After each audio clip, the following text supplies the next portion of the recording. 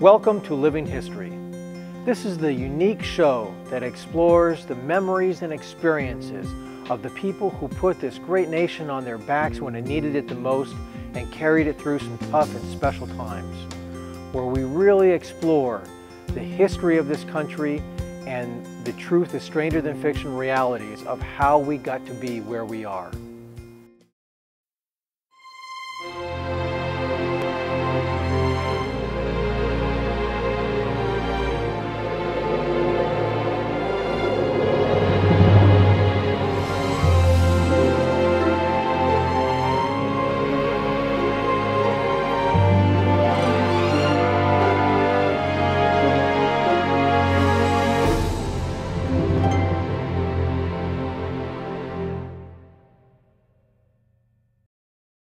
Welcome back.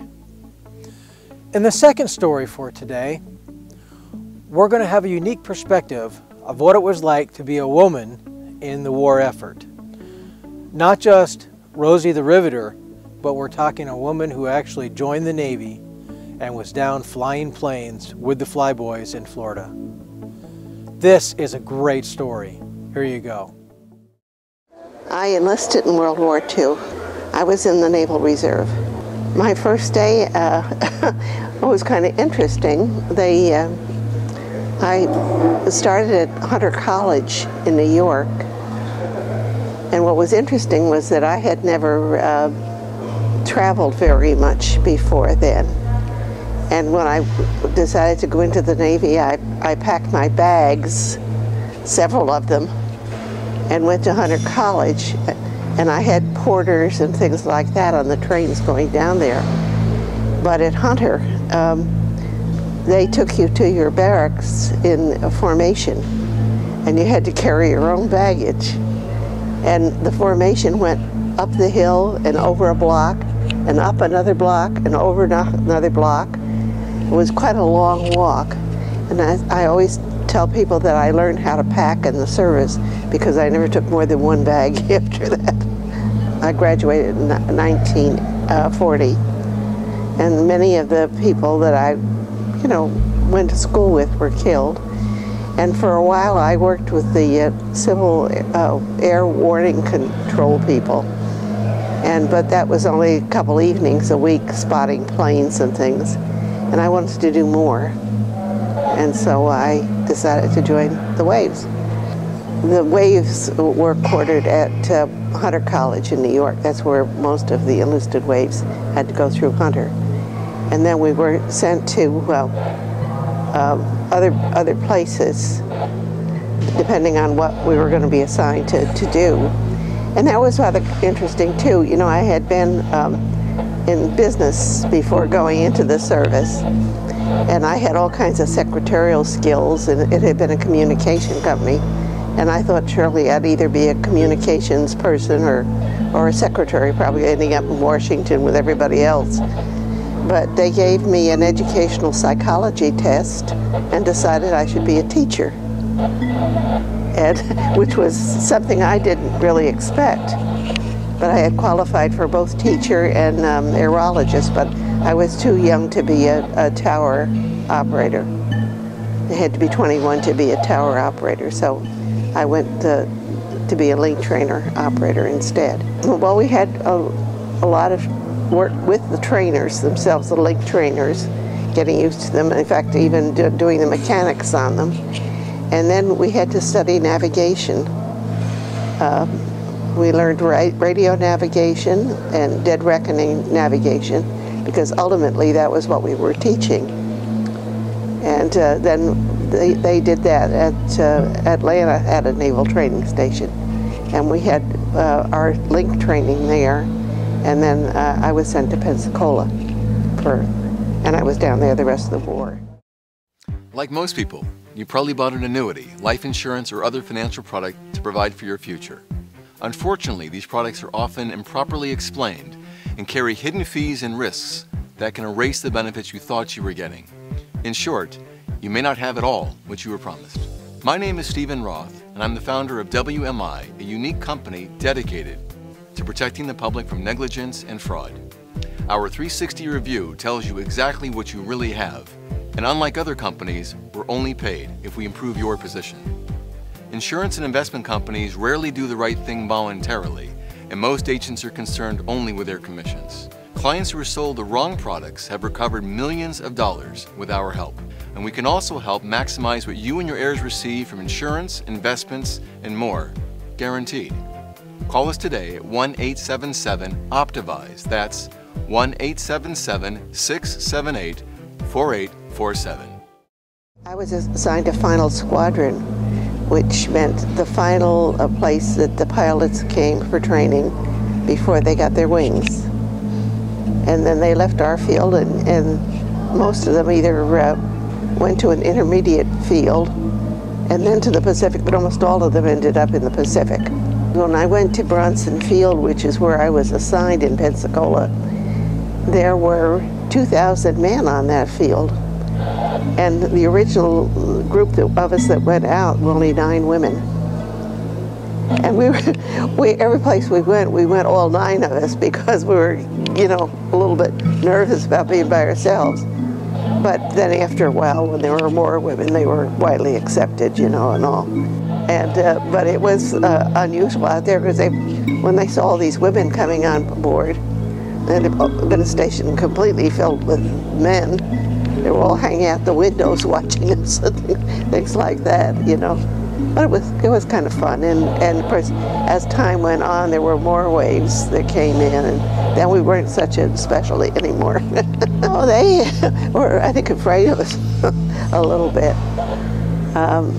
We had eventually link operators who were men, and they were all very nice.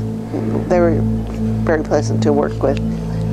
But no, of course, our job was to train these cadets that were almost officers, and the link trainers, and that was interesting work. We would sit at the training desk and turn the simulators on and simulate flight, and they would sit into the cockpit and work their problems on they had a plotting board, because most of what we were training that was navigation over water, and they had to learn how to handle the plane over water, like to be able to get back on the carrier and to get to the target. You know, if something if they were supposed to land on an aircraft carrier, they had to know how to figure out where the carrier was as it was proceeding. So there was quite a bit of math involved in it,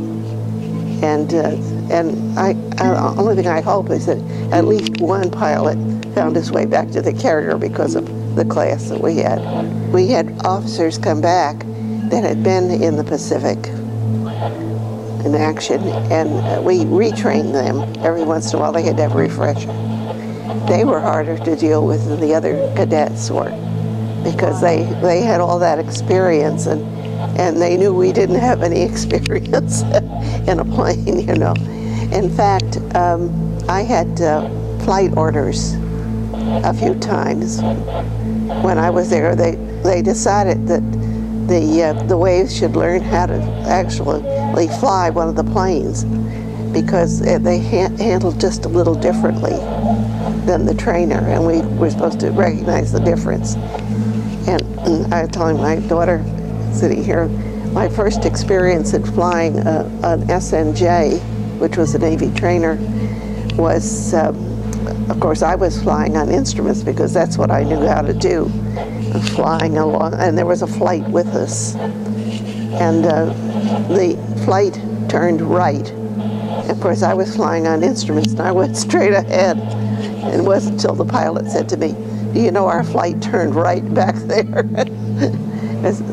I just stayed right on the course, you know, and I was doing real well. I was right altitude and right direction and all, except the flight had gone the other direction. That was kind of embarrassing. I've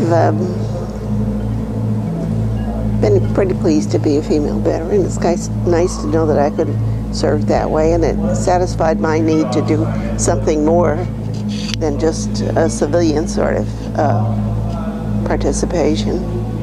The Civil Air Patrol was all civilian, but that was only sort of an initial thing. I'd go after work, you know, a couple nights a week. It just wasn't enough for me, particularly with all my friends getting killed, and so that satisfied my need to serve. My father had been Navy. My brother was a Marine, so it was all kind of in the family. Thank you for joining us on another edition of Living History. The stories that we've shared today are educational, enlightening, and heartfelt. And they talk about a time that does not exist anymore. Each one special and unique in their own right, as all of our stories are. And we hope to see you on future episodes so we can share more of these special memories with you. Thank you.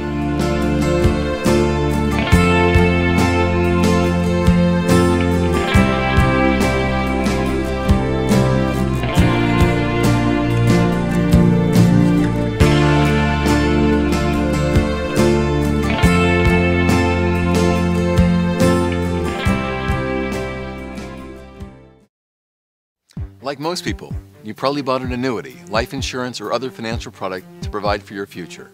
Unfortunately, these products are often improperly explained and carry hidden fees and risks that can erase the benefits you thought you were getting.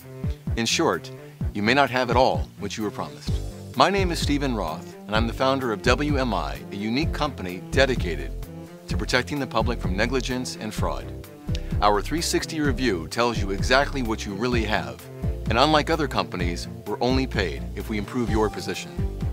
Insurance and investment companies rarely do the right thing voluntarily, and most agents are concerned only with their commissions. Clients who are sold the wrong products have recovered millions of dollars with our help. And we can also help maximize what you and your heirs receive from insurance, investments, and more, guaranteed. Call us today at 1-877-OPTIVIZE. That's 1-877-678-4847.